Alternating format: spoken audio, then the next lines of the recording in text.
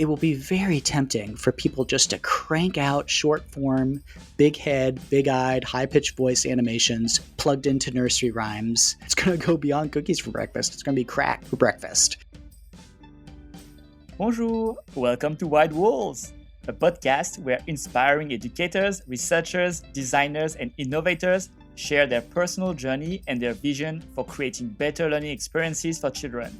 My name is Mathieu Penaud. I am a product manager and learning experience designer, and I am passionate about the role of design and technology in education and learning, and the humans behind it. If you find this episode insightful, share it with your friends and colleagues and give us some stars on your favorite podcast platform. Thank you very much for your support and for being part of the conversation. And now, let's welcome our guest.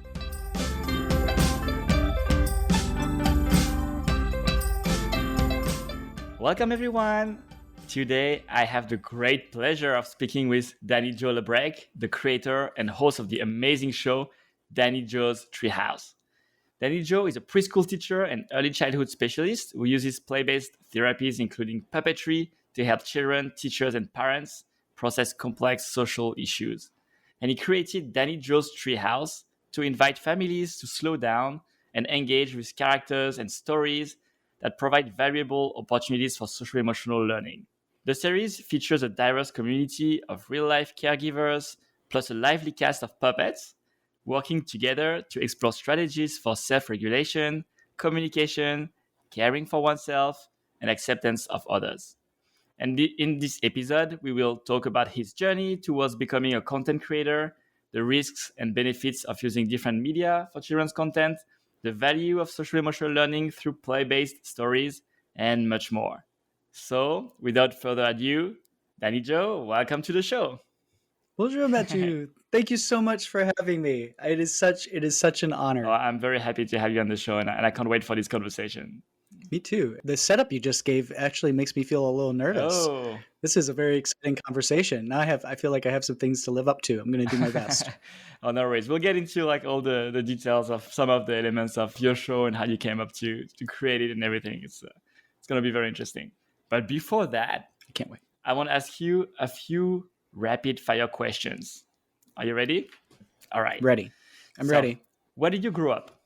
I grew up all over the place. I was born in New Hampshire, but we were moved around quite a bit because of my father's work. He worked in the plastics industry, so we bounced all over the East Coast. Eventually, we ended up in Illinois, and now we are in Baltimore. But the early years were the mountains of New Hampshire. Right.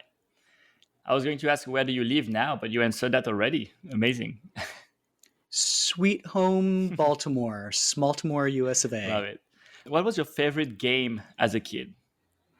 Oh, my favorite game was always related to dramatic play, pretend play. So, that takes a lot of different forms, but any time that I could play out a part, early types of acting, I suppose. Played a lot with my stuffed animals and loved acting out things with my mom. And what was your favorite TV show as a kid? Oh, hands down, Mr. Rogers' Neighborhood. Loved it because it was more than just a show. He was truly an extra adult voice that I needed. Nice. And maybe you can talk about this influence as well when we talk about your show. Sure. Love that. And who was your favorite teacher? Well, that's interesting because I was unschooled, precursor to homeschooling, which has become such a very popular thing around the world now. When I was doing it in the late 70s, early 80s, nobody understood what we were doing. So, my mom took a very different approach with education. It was really following my lead. So technically, if I was honoring and I am going to honor my mom's memory in the way that she saw things, we were co-teachers. She was following my lead. I was following hers. And then I've had many, many, many different types of educators throughout my life. But I think the relationship with my mom and early education is my favorite experience with teaching and being taught. I love that. I love the co-teaching part of it. And what is one thing, according to you, that all kids should learn at school or in whichever learning environment they're in? I think it's really important, especially today, for young children to learn critical thinking skills and deep Mm. empathy. I think between those two, we can empower our kids for anything in real life, IRL, as we like to say nowadays, and also the digital worlds that we're in and the ones that we're just stepping into. Yeah. And what is one thing that all adults should learn at work? Critical thinking skills and deep empathy. the exact same Mm. thing. I think we are all very much still um, children. We're always Mm. growing. Us grown-ups tend to think that we're done. We figured it out, but we have not. I think during quarantine we all went through what we in early childhood education call a regression, where there's big transition, big time of change, and we go back to safer things that we Mhm. understand. And that can be confusing for a parent watching a child, go back to bedwetting or loving a young child's toy like a stuffy. But really, it's just going back to what's safe, what we understand, so that we can build up that self assurance and self regulation so we can spring forward. And I think we've all been going through that. I think we're all going through a lot of growing pains around the world Mm. right now. So yeah, that process really does not Yeah, end. that makes sense. I That don't makes think. sense. And what skill are you the most proud of? Oh, my skill to communicate through play. Mm.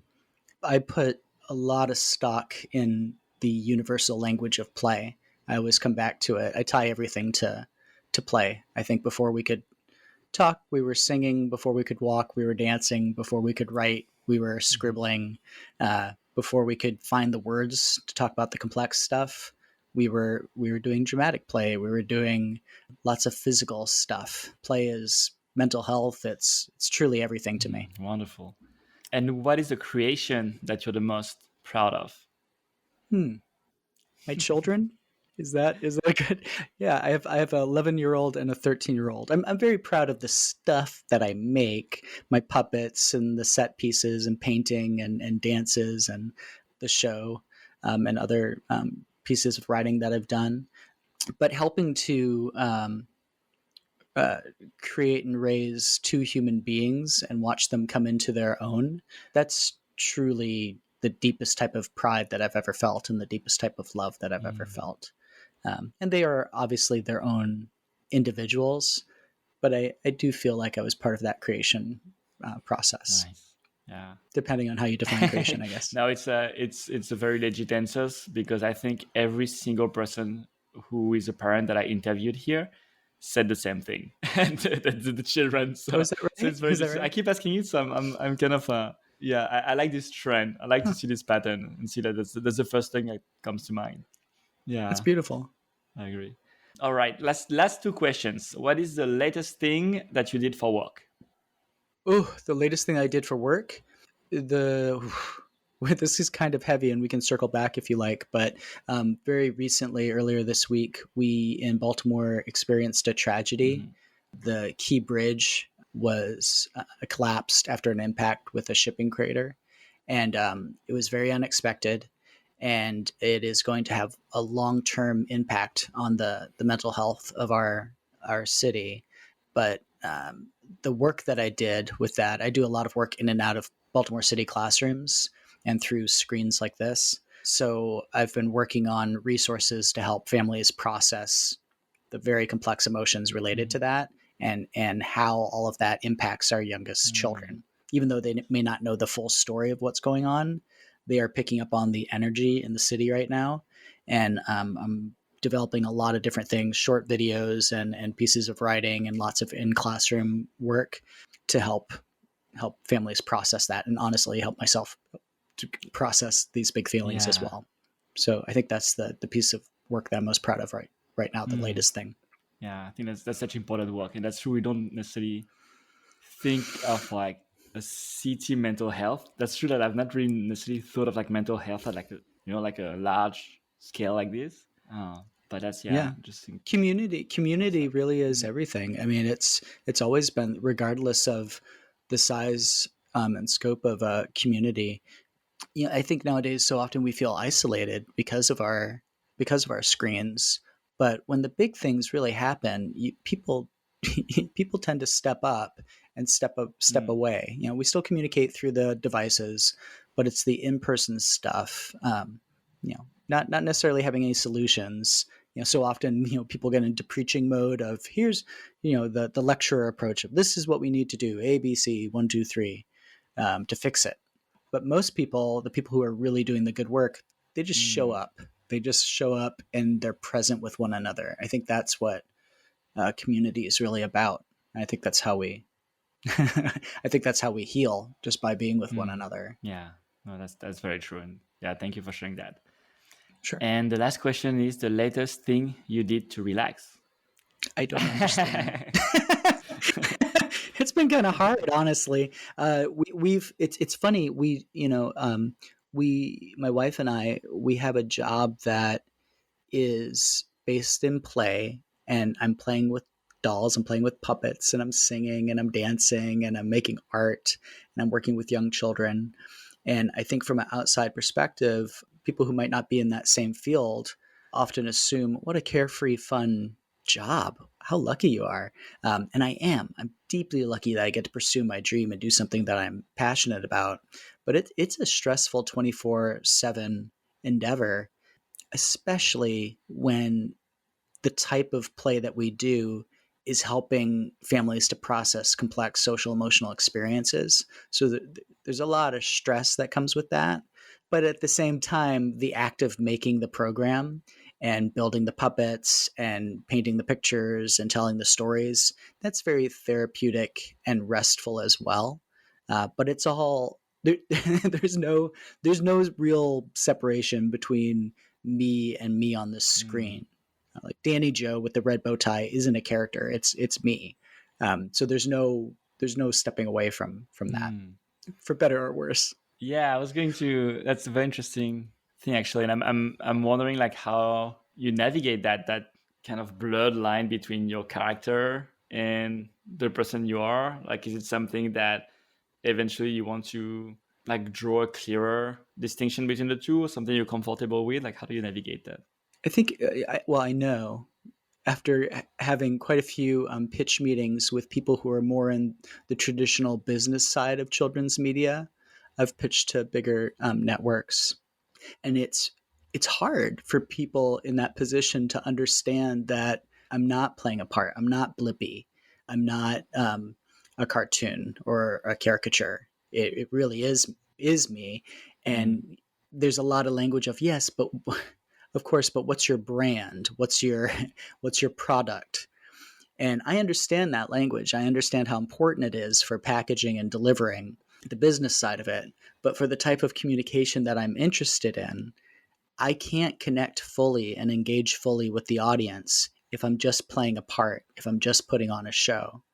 mm, So, the way that I talk to a younger child is going to be different in tone than the way that I talk with a grown up. So, a lot of people assume that when I'm in Danny Joe mode with the red bow tie on, that that's not really me, that I'm acting. But honestly, it is me. That's the way that I communicate with people in real life, and through the screen. So I don't think I want to draw distinctions between the two. I think if I did, it wouldn't be as authentic. And honestly, that's what makes our programs stand out from a lot of other programs. I don't have to use the high pitched voice to gain attention or do stimulation tricks, and there are tricks to hold viewer retention. I can talk for 20 minutes without a lot of bells and whistles and actually form a relationship over time and consistency. But that's not an exciting pitch, that it's so ultimately that's one of the reasons why Stephanie, my wife, and I decided to just do it on our own. We've always done everything on our own, from the creation side to it, to the refinement, to developing and researching, and now to distributing it. We're just doing it all on our own. Sometimes you have to make your own space to show up and be with mm, the families you want to serve. You don't have to ask permission from the traditional gatekeepers. I yeah, mean, excuse me. yeah. That's very interesting, and actually, that Long should answer. bring. No, that's a great answer, and I want to know more about the inception of these projects. What made you decide to like start the show? Was the first idea to do this show? Was there another idea? And also, like, how Mhm. do you work together with your wife? Because I know that you're both working on creating Yes. this content. So how did that start as well? Well, there's a couple different stages to it, but I can put it in a nutshell. Children's television had a really huge role in my life growing up as someone who was unschooled, homeschooled. My mom got sick when I was very young. She got cancer, started with breast cancer, went to brain cancer, developed tumors, series of strokes. There was a long period of unrest, and it led to other complex things, as you might imagine, within our childhood. And my parents, as loving as present as they were, would often need a little bit of backup. And because we lived in more rural areas where we didn't have a lot of community close by, the television, especially as a kid of the 80s, the television became a bit of a babysitter. And they relied heavily on the shows that were on PBS at the time, which mostly at that time had live action caregivers. Live action was still very present. And the one that stood out again was Mr. Rogers. So that influence of, oh, here's somebody through the screen that I feel so connected to. And I could tell even as a kid, it wasn't a show. There were show Mm. aspects, there was storytelling, but you can tell if somebody's real or not, Yeah. especially if they're consistent, they keep showing up. So later, much later on in life, I got into visual arts. I always loved painting and dancing and theater, and I went to art school, and I was a working artist doing theater and musical theater. But I got very hungry, and I needed a day job, and serving and doing restaurant work was not very satisfying.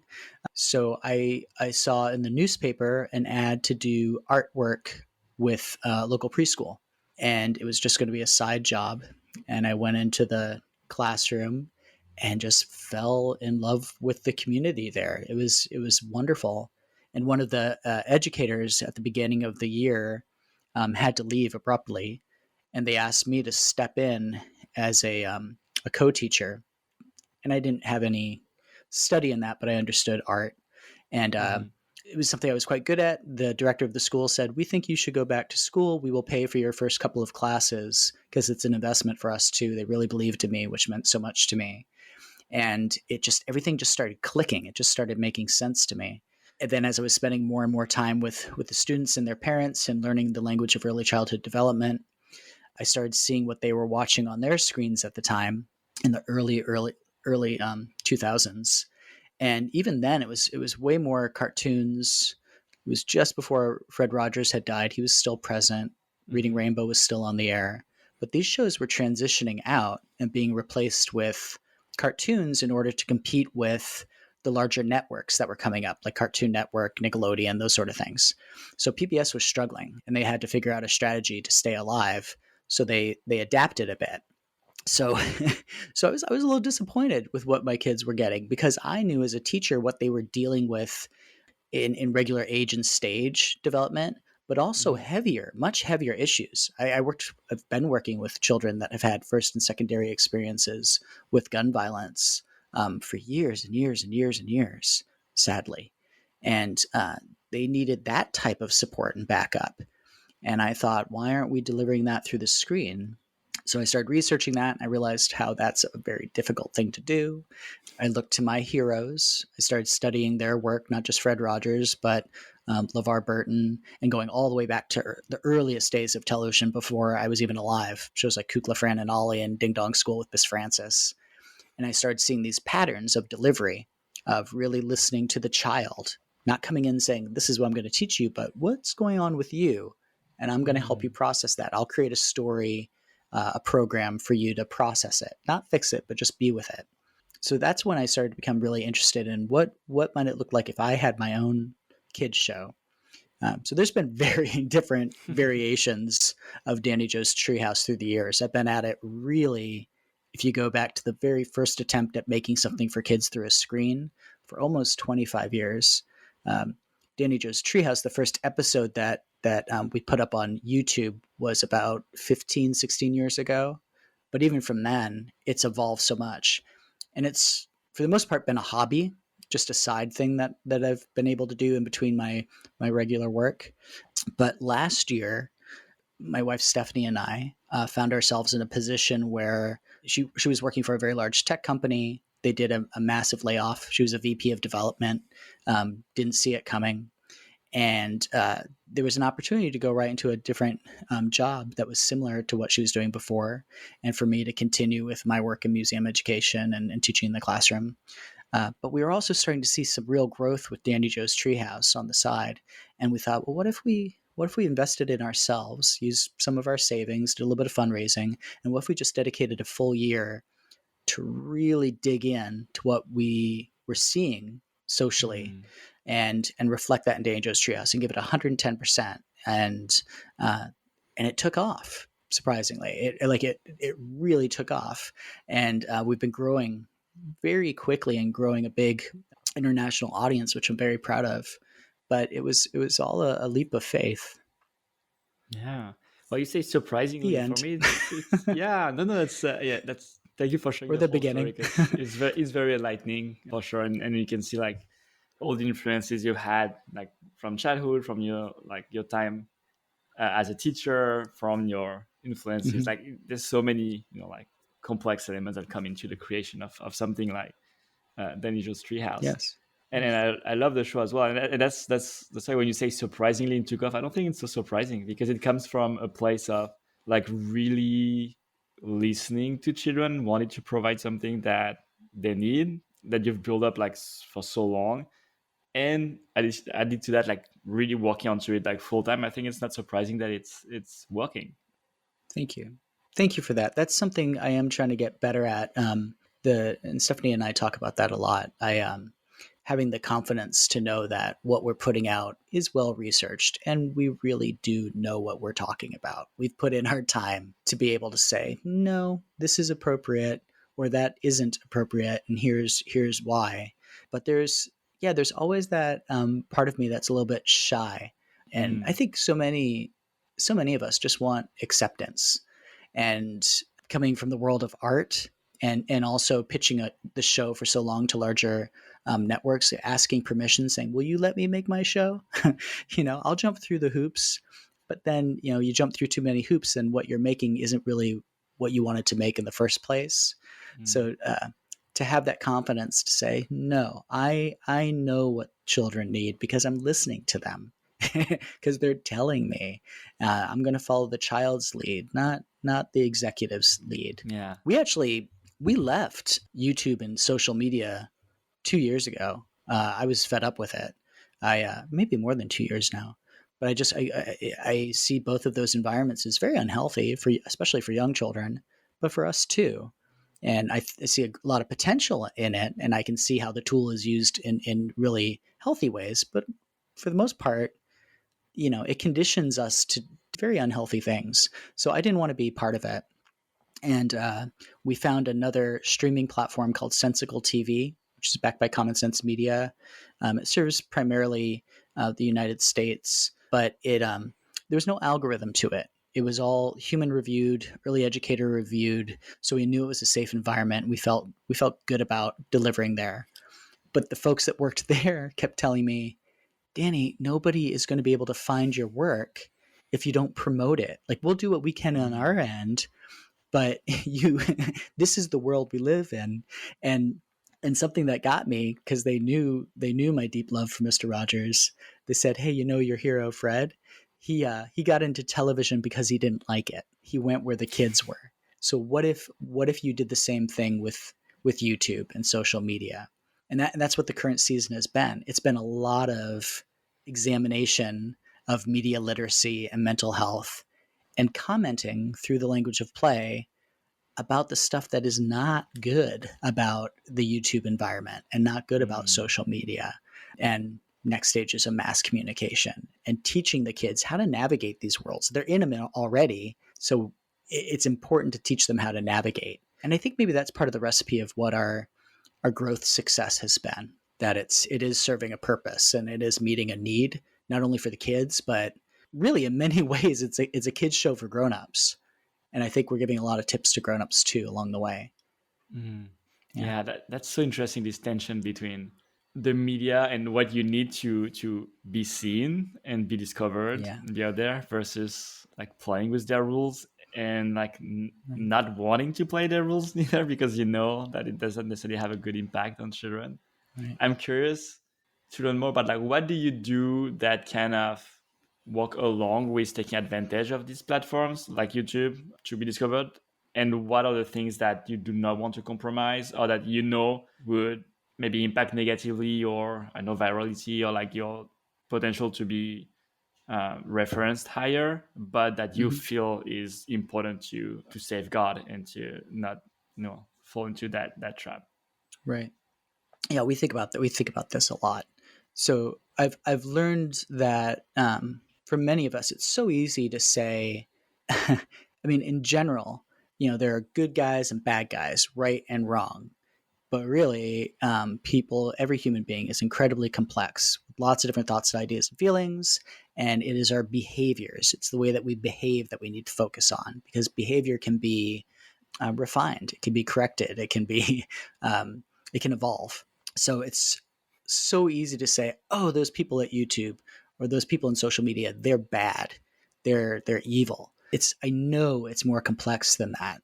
I know that there are many very good human beings within or underneath the umbrella of YouTube and now YouTube Kids, working really hard to refine the delivery and create a safe space in a digital world that was not in any way designed for young children.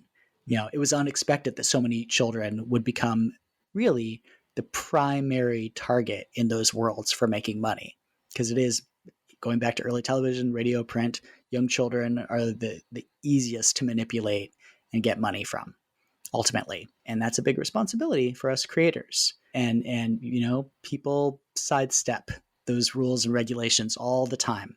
So I I am going to use the word surprised. I was surprised earlier in the summer when YouTube Kids reached out to us saying, hey, we see what you're doing, we acknowledge what you're doing, and we want to help you to refine it. So they are active in trying to identify different creators that are doing good work. And I was really taken aback by that. And we were placed onto the YouTube Kids app, which brought us from YouTube is often referred to as a Red Sea. There's so much competition. There's so many sharks, so the water's all bloody. It's hard to see. It's just hundreds of thousands of different creators, and it's hard to get through all the muck. YouTube Kids is a little bit more of a blue sea. There's less competition. Things are vetted, sort of, and you can see more clearly what's happening. There's less competition too for a creator, so the discoverability goes up. So that's a great opportunity. So I know that they invested in us, not financially, but they invested in us by putting us out, because they want to increase their reputation. People are looking at YouTube very closely right now, and they should be. So Yeah. here are the lines that are things that I won't cross. YouTube has created an environment where, if you want to see growth, there's two things that a creator could do. This, in fact, a creator might take this away as a really great tip for growth. So I'm giving you some responsibility. You choose what to do with it. But I think this is information that should be out there. The algorithm doesn't care about you. It's math. It doesn't care. All it's looking at is the duration of videos and how long people are watching them. Right? If an individual, doesn't matter how old they are, if the individual is staying with that video throughout the whole video, well, it must be good. So the algorithm will reshare it, and it will categorize it and put it into different similar types of playlists, right? Mhm. So understanding that, the temptation is, oh, well, I'll just make a really short video, because people are going to be more likely to keep watching if it's a short video versus a long video. And to hold their attention, instead of engagement, I will stimulate. I will do shortcuts, and I will do bells and whistles. And in between, I will hold up a product. Won't sell it directly, because there's rules and regulations against that. But, I'll do some product placement. That's totally okay. A little bit of a get around. In my mind, it's worse than directly selling something. At least if if someone's directly selling you something, you can point out, oh, is that a commercial? But if it's subliminal, that's trickier. So you play those sort of games, you can grow very quickly. That's why we see so much of the same sort of thing on YouTube and YouTube Kids. I call it Yeah. cookies for breakfast. It's the sweet, sugary stuff that, of course, a young kid is going to like. Of course they are. They're going to become addicted to it, right? We Mhm. are too. cookies for breakfast sounds like a great idea, but a responsible adult knows that a young child needs a healthy diet. They need more than just cookies for breakfast. Every once in a while, that's great. And yeah, you can make a healthy cookie. You can sneak in the oatmeal and the raisins, that's great. But to take the time to actually teach a child how to plant seeds and grow their own garden and harvest and make their own delicious treats that are fun, that takes time. So that's a lot of analogy. You can tell I'm a kid show host, but that's the difference. You can play the game of the short duration, quick sell stuff, or you can do the long form that really engages, and you can start to form trust and conversation. So that's the line for me. I won't just do the short form, quick stuff and stimulation and animation stuff and product placement, because it's a manipulation. It's not serving, it's selling. And that's not just something that impacts YouTube and social media. That impacts television in general. It even impacts the best of the best on public television. Those aspects seep in because it's a business. To sustain work, you have to make money. That's something that we really struggle with here in Baltimore in our little home studio, figuring out ways to bring in money that don't compromise our values. That's very Yeah. difficult. But it is possible, but you just have to know how the game is played. And I think teaching that to not only fellow creators, but also to the parents and the kids, if you know what the rules of the game are, fine. Then you get to be one of the players. But I don't think it's right to play somebody, to manipulate them and trick them. And that's what happens a lot on YouTube and YouTube Kids. Well, side note, something that makes me feel frustrated. There's the rise of generative AI right now as a tool, and we can choose how to use the tool. We can do some really wonderful things with that, or we can use it to manipulate. And the people at YouTube and YouTube Kids made a big announcement saying, generative AI, we won't allow that for video creation, especially with live action stuff. The one exception we'll make is animations for children. That's okay. And it's completely backwards to me because Yeah. what I know is going to happen, the people that don't necessarily care about young children in the same way that an early childhood educator does, who really understands the impact, it will be very tempting for people just to crank out short form, big head, big eyed, high pitched voice animations plugged into nursery rhymes that the quality doesn't matter. The generic of it, the generic quality, the ripoff of other popular cartoons, we're going to see a ramp up of that because the regulation isn't there to protect kids. Yeah. And kids are going to be, it's going to go beyond cookies for breakfast. It's going to be crack for breakfast. It is going to be so much stimulation. And it really makes me upset. Not to rant, forgive me, I've been talking for a long time, but like those sort of lines are the lines that I think, well, I know I won't cross, but I'm also trying to figure out how can I have influence? Because what I'm doing right now, just lecture, lecture, lecture, preach, preach, preach. Some people are tuning out. Some people are like, okay, dude, relax. But I know as a quote influencer, which I guess technically I am, I will have a much better time influencing behavior if I use language of play and I use subtle forms of influence and product placement, but not to sell something, but to teach people how to think for themselves and recognize those things. Yeah. So you can use those tricks in a very healthy way. You get to choose how to use the tool, not the other way around, to try to wrap up my long thought.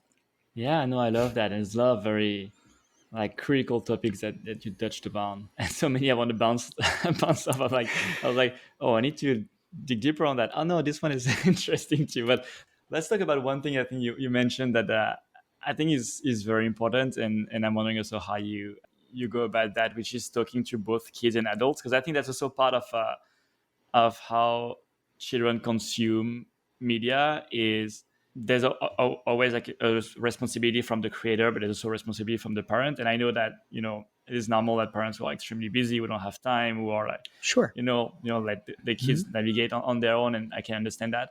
And I'm wondering, how do you approach advocating for this kind of content, like towards the parents, and how do you speak to them? Yeah, there are a couple things to unpack there. I guess the first is I spent the first several years of my children's lives as the stay-at-home parent, the primary caregiver. And I get it. I know that sometimes you just want to get the dishes done or you need to take a nap.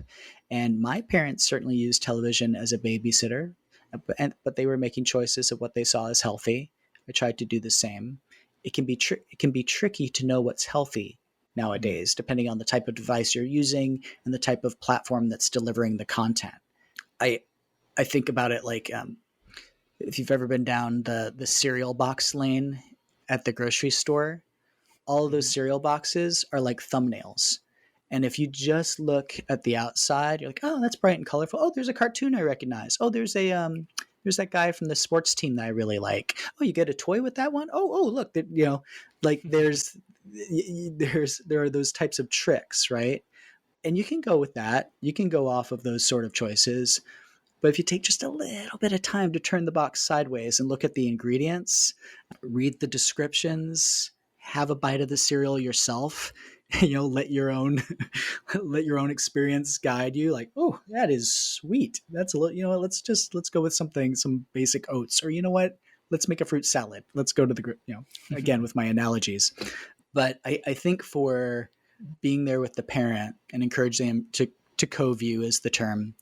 Again, I know the responsibility is building up trust over time and consistency with not only the child but also the parent. So that's just a long game. Techniques that I use, I purposefully make Danny Joe's Treehouse, the the version that we've had for the past seasons, look and feel retro. It looks like a kid's show from an adult's childhood. If there's Mm. something nostalgic about it, I'm pulling from my own experiences and I'm honoring those that came before me. But in my back of my mind, I'm also thinking, I know that there's a parent that's missing that stuff. Going back to what we were talking about earlier with regression, you go back to the safe thing that you feel more familiar with. Mhm. So that's a choice, and the kids don't necessarily care about that. They're not going to see that nostalgia at all, but the parents do. And I get a lot of emails from parents saying, "Man, this really reminds me of fill in the blank of the local kids show that they grew up with." Mm. So that pulls them in a little bit more, so we can start to get to know one another through the episodes. Um, I also do a lot of I call them winks and nods. During the story, it's almost like I can see the parent close by, and I can take a moment to say, "Did you see that? Did you see what I just did? See a little reference that I just made?" That's maybe you can talk about that more later. I do lots of that sort of stuff. The Mm. episodes are just conversation starters. Like the goal Yeah. really is for parents and caregivers and teachers to continue playing about what I'm putting out after the episode ends. And we're building out lots of resources to help facilitate that.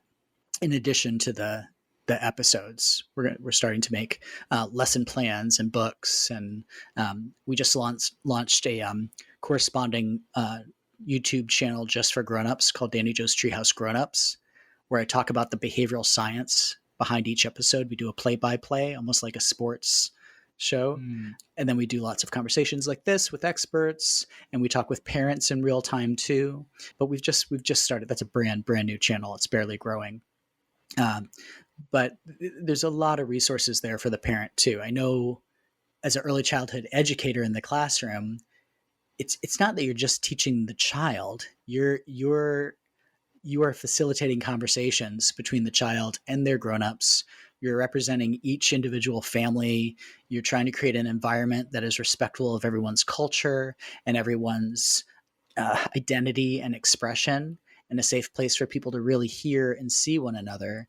And I truly believe we can do the same thing through digital environments, Mm. because it's been done before. The classic kid shows did that in the past. It doesn't have to be just a stimulating show. It can be a program. There's a difference between those two words, show and program. So yeah, it's about showing up and being with the whole family. Yeah. Yeah. That's very important. And how do you choose the topics that you're going to talk about in each of the episodes? And kind of like, how do you translate? Like, how is your creation process like? Yeah. How do you go from that idea of I want to talk about, I want to address this topic, Mm-hmm. to this is the how the story is going to play? Well, I used to take an approach that I think the majority of children's media makers do, where I had the idea, and then I would say, "This is what we're going to talk about. I'm going to teach you about what I think you should be learning," and that there's nothing wrong with that approach.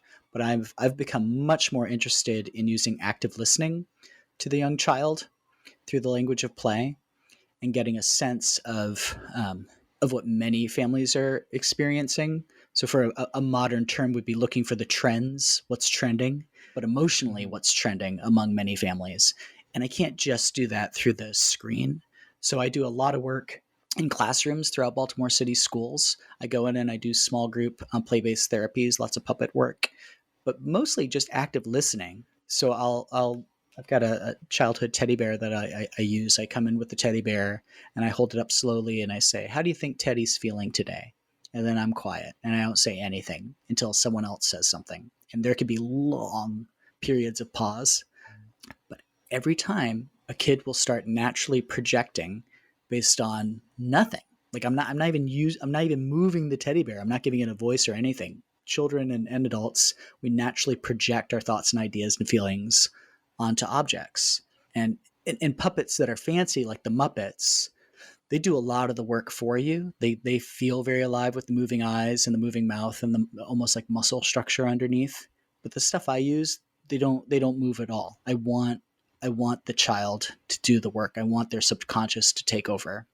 So they start projecting and they start telling me a story, and they're pulling from their first and secondary experiences.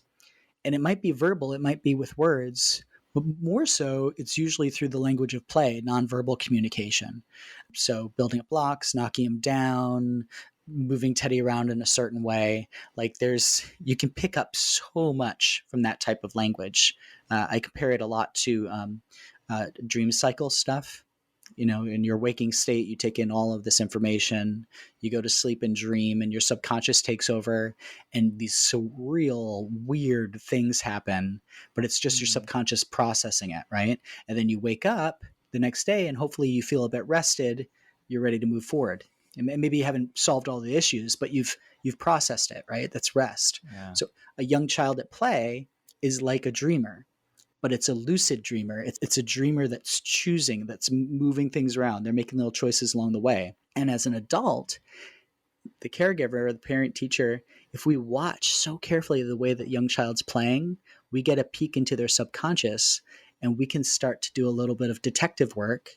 And then we can guide that. We can facilitate a little bit. We can ask open ended questions, or we can get into the language of play too, and just help the child find their own solutions.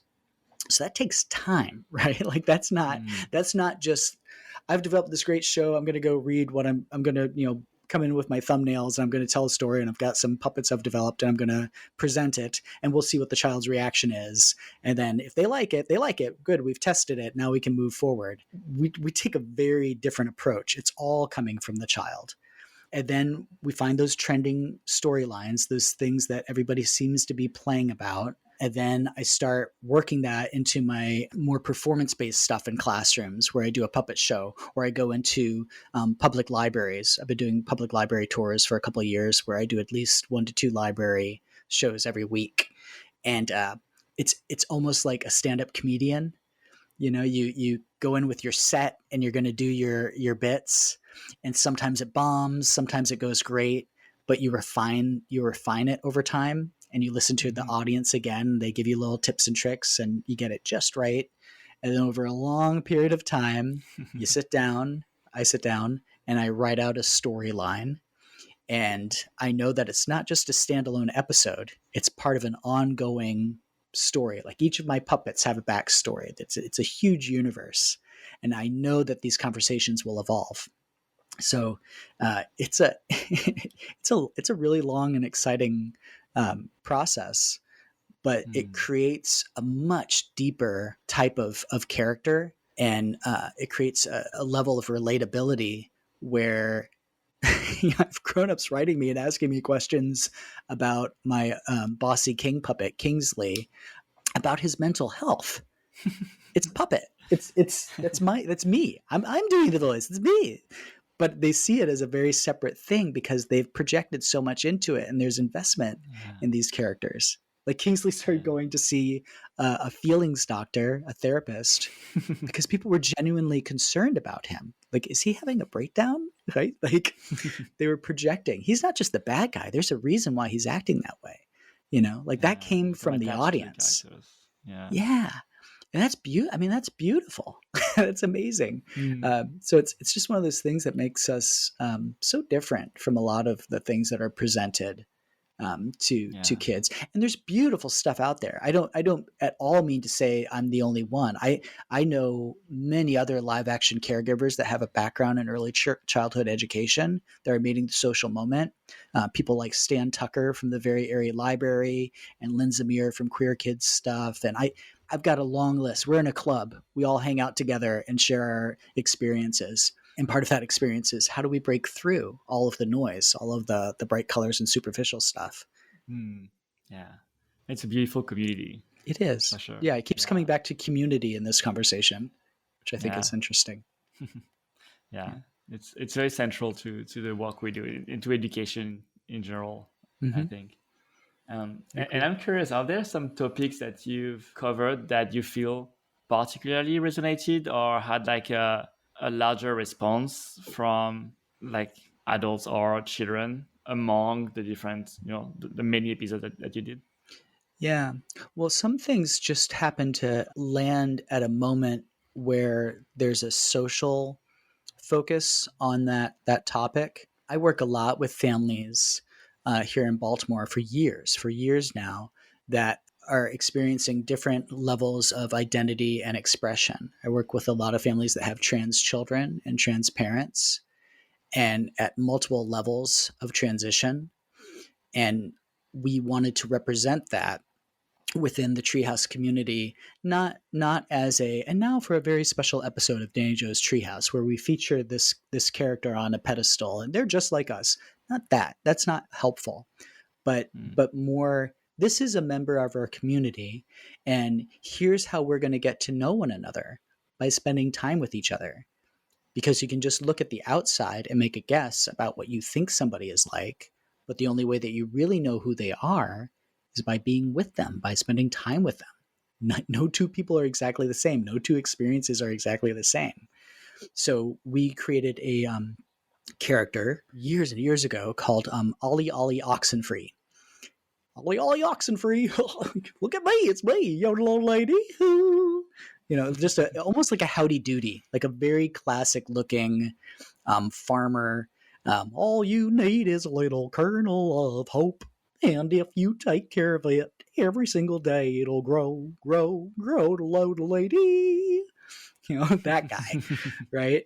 And That guy. that guy, we all know that guy, just down home, rural, good people, Mhm. uh, and very sweet and really wants to be accepted. And it always wants to know if it's safe to come out and play. Ollie, Ollie, Ollie, Ollie, Oxen Free, that old game. And we knew when we created Ollie that Ollie would be going through some transitions. So over a series of many seasons on Dajo's Treehouse, Ollie is now Olive Oxenfree. And the latest episode is called the Oxenfree Family Roundup. And we made it to look like an old fashioned singing cowboy episode, because we're getting a lot of feedback from, not everybody is nice online. I don't know if you knew that or not, but in the comments, people can be pretty mean. And we got a lot of comments that I don't know if it's generational or not, but a lot of people saying, when I was a kid, we had shows like Roy Rogers singing cowboys. And what are you doing teaching our kids how to, think? And, Mm. the response could be delete, block. I don't like the mean thing that I did not share all of the language. I didn't, I don't like that stuff. Or Mhm. what's the behavior? People are more than just good or bad. Where's this coming from? It's fear. It's not understanding. It's a change. It's a lot for some people. So how do we help them to understand that? So I thought, what would it look like if a singing cowboy like Roy Rogers talked to that person's inner child and walked them through the process of how to truly see another identity and expression. So using the language of play instead of preaching, instead of telling somebody what to think and how to think, just look, let's be with this for a little bit. just be with it and get some perspective. So that's the setup to the episode. And then Olive is going to have a family reunion, the Oxenfree family cousins. They get together every year, and these are live action people. These are real old time musicians. They came in with the banjos and the guitars and the Oh, stand so up cool. bass. Very cool. And they're all excited. And we have a flashback to like a black and white show where it's very howdy doody, where everybody says their name loud and proud. And then at the end, Ollie would pop out of the barn doors saying "Ollie, Ollie, Oxenfree," and it looks like a classic old show. And we talked about how they loved coming together and playing the games and singing the songs, but Olive was very nervous about seeing her family because they haven't seen her in a long time, and she wants to know that she's going to be loved and accepted because she loves herself exactly as she is, and she loves them exactly as they are, but she just wants to be seen. And they go through that whole process where they're singing the welcoming song, and when it's time for Olive to pop through the barn doors and say her name, she doesn't come out, and her family wants to know why. So they have this beautiful conversation, and ultimately they accept her. And it's a beautiful episode. If you get the chance to watch it, the Oxenfree Family Roundup, and it came out at the exact same time. And this wasn't planned, but politically in the United States right now, trans people are a target. That we do that in our country again and again and again and again. It's usually the white privileged guys like me, scared of change, redirecting and saying them, it's their fault. Them, they're look how they're different on the outside. It's them, and it changes over time to focus on just one group, and it has the worst impact. People are getting hurt. Children are dying because of this type of bigotry, and it is cruel and wrong. Whew. Uh, so we wanted to talk about that, and sorry, I need a minute.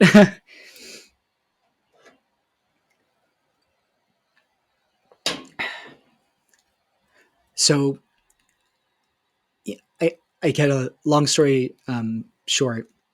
I get an email from another older person, and I know they're older because they said they were a grandparent, and they had disowned their child, an adult child, for coming out trans, identifying male.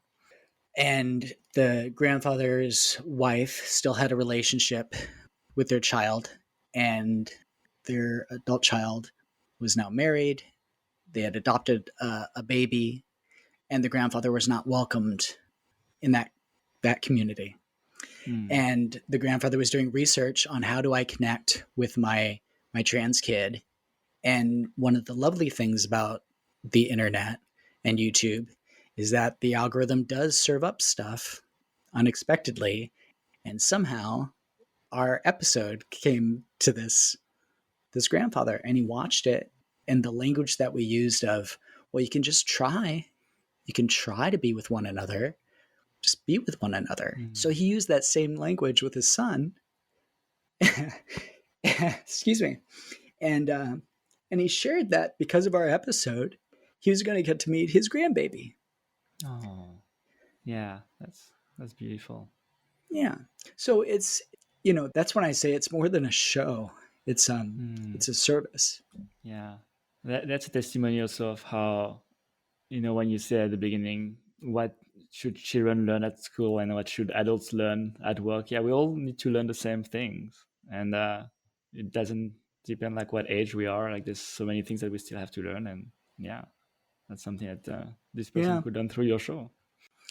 Yeah. It Yeah, makes us very proud. Yeah. yeah, that's a beautiful story. Thank you for And by sharing. the way, we were talking beforehand about what to share, what not to share on screen. Please do not cut my reaction. I think it's important to model behavior, and Hmm. it's okay to share all of your emotions. And I think it's healthy for, maybe there's a parent out there that feels very uncomfortable about showing that type of emotion, but that there's strength in that. I think that's something that I've been trying to accept more in myself, that if you're going to open yourself up to big conversations like this, you're going to feel deeply. And I don't think Hmm. we don't allow ourselves to feel as much as we should as human beings living in the digital age. Yeah. No, thank you for saying that. Yeah. Yeah, and especially that's true. There's a lot of in the digital world. There's a lot of ways we can change the way we appear. We can filter the way we appear and choose, the face that we put. Yes. And usually, yeah, the things that we remove are things that are like very important and part of us and part of what makes us human. So if you remove that, you remove a part of the human in you. I feel. Yeah, Yeah, I I think agree so with you. too. I think so too. I know you have other thoughts you want to share, but something that just came to my mind is it's always hard for young children. It's always been hard for young children to tell the difference between what is real and what is pretend in their Mhm. lives. We're thinking about all of our cultural traditions and the games that we play and characters that we share in our stories, whether it's in print or through the screen. And I've been thinking a lot about just this whole new level for them and for us on what's real, what's pretend as we're heading into this Mm. next stage of mass communication and how I think the only way to counter that, honestly, is again coming back to teaching them the critical thinking and empathy skills of connecting with what's inside you as an individual, like trusting your gut and trusting your emotions and the deep down invisible that has so many different beautiful names, like trusting that because it's if we just go off of the surface stuff that's being presented through the screen, it can be very difficult to tell what's manipulation, what's propaganda, what's just a commercial. Mhm. So yeah, I feel it feels really important to me to teach that lesson right now. What's the difference between what's real and what's pretend? Yeah, yeah, that's gonna be one of Just something I the. wanted to share as I was thinking about it. That's a very good point. That's something I'm very worried about. I am trying to be optimistic about the future in general, but that like distinction between real and not real is something that I do worry about in the future, and that we need to find a way as a society to like navigate that because that's going to be And I think we a will. It's complex it's issue. it's practice, right? It's like anything else. It's how we practice. I do, as you now know, I do a lot of analogies, but it works. I compare it a lot to a child playing with a stick. Some parents will say, "Put that stick down. You're going to poke your eye out. Don't touch it." You know, and other parents say, "Ah, you found a stick. That's great. You can use it any way you like. You might get hurt, but you could also build with it. You can draw with it. It's whatever you want it to be." And the only way you're going to get better with it is if you practice. I'm creating this safe space. You can know you can talk to me if you need help. I'm not going to be on top of you showing you every little thing. I'm going to give you the space you need to develop with this tool. But we have Mhm. to allow that. We have to allow the space for making mistakes and refining it and learning because whether, sticks or stones, smartphones, it's something I like to say, whatever's coming next, generative AI, you know, it's like they're all just they're things. They're just tools that we made up. We're deciding how to use them, but it's going to take practice. Yeah. We're just getting started, really. Yeah, that's very true. Well, awesome. It's been already an hour. I'd Wow, love has it to. really? Oh Yeah, gosh, no, that's what happens when we get into such like interesting conversations. There's wow, always one question I want to ask at sure. the end of our conversation, which is if you were to create a school around one thing, what would that be and To why? create, to create a school around just one thing. And it could be a concept, it can be something physical, it can be anything. Yeah. Well, I guess I've been thinking a lot about for so long we had a structure of school that was based on the industrial revolution, right? Like like a factory. The bell Mhm. rings, you move on to the next thing. We've got our shifts. You learn the skills so that you can be a productive member of society and make money. And we've hung on to that. And I think that we're seeing that that system doesn't work anymore. It doesn't work very well. So I think if I was building a school, it would be the type of school that I think would make my mom very proud. It would be the Mhm. type of school that follows the lead of the child and the type of school that doesn't need walls. Hmm. We need to keep our kids safe. We need to make sure that they're not being taken advantage of, that they're not becoming products. I think that's something else that we need to be very aware of right now. We're beyond just conditioning our kids to become consumers. In many ways, they're starting to be potentially sometimes being the things that are being consumed. They're being viewed as product, as brands, as kid influencers, as whatever else. That fame and fortune is an end goal instead of a side effect. So I think it's important that we create these environments to keep them safe and give them the space to learn, again, critical thinking skills, empathy skills to navigate real life world and digital world. But I don't think it has to come with walls. I think the type of school that I'm interested in is a one that is virtual and one that is beyond these made up lines that we've drawn all over the place in our smaller communities, in our cities, division lines, in our country, around our world. Like, we made all that stuff up. It's one planet. We're one race. We're human beings, and we have many beautiful expressions and shapes and sizes and colors and cultures, but we're all one community, really. And now that we've got these tools where we can share these sort of thoughts and ideas and feelings, and communicate through translators, real or digital, whatever else, that's a great opportunity to share resources in a beautiful way. So I don't know exactly what the school will look like in the end, but I think it's more organic. I think it's about sharing instead of competition. And I think it's about listening to the child instead of dictating. Wonderful. Oh, I love that. Beautiful vision. Thank you for sharing that. Thank you. Awesome. What does the future hold for the Nijo Treehouse? Well, the end of May, we're going back to the Oxenfree Family Roundup episode that I was telling you about, where Stephanie and I were very honored. Our episode is going to be featured at Prix Jeunesse in Munich, Germany. Awesome. We didn't make it to the finalists, but we do get to be present there and have our work looked at and talked about. So Steph and I are raising some money. We're going to go there in person and connect with other creators and have awesome. have the sort of conversations that we're having. So I'm excited for that, and we're figuring out fundraising and ways to sustain the work without compromising the values, because there's so much there's so much to talk about and play about. The Dangerous Treehouse is not a show that's going to have a few seasons. It's again, it's me. So I will be climbing up into my treehouse when I am a grandpa. if all things keep going well and I get to be around that long, I'll do this forever. So yeah, we'll see what happens next. Yeah. No, I'm sure it's gonna keep being as successful as it is now, and more successful. And I wish that, because I want children to have access to your shows, because they're wonderful for them. So yeah, thank you. I wish you all the best for that. And where can people find more about your work or about yourself? The easiest spot to go to would be our website, DannyJoesTreehouse.com. And from there, you can find our work on YouTube and YouTube Kids. We're also on Sensical TV, which is backed by Common Sense Media.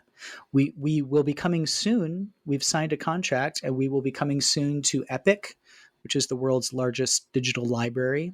And they also have some video stuff. And our current season, 10-minute versions of our current season, will be available on Epic. Yeah, and we're doing lots of outreach with interactive screen stuff in schools around the country and now around the world. So it's not just talking through a passive screen, but really talking with students in real time through the screen. So head to dangeroustreehouse.com and you can learn how to be part of that. Awesome.